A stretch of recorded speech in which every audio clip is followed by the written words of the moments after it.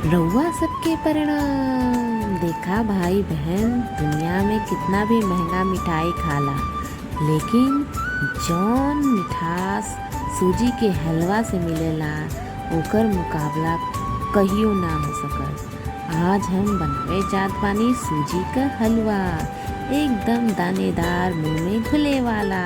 सबसे पहले कढ़ाई में घी गर्म कर ली, ओमन सूजी के लाल होए तक भून ली। ओमन चीनी और पानी डाल के सूजी के तब तक मिलाई जब तक कढ़ाई घी न छोड़ दे।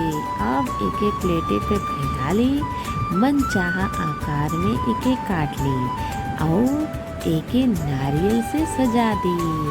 बढ़िया बढ़िया पीस काट के एक एक अच्छे से प्लेटे पे परोस दी। बन गया हमारी अच्छा सा सूजी का हलवा।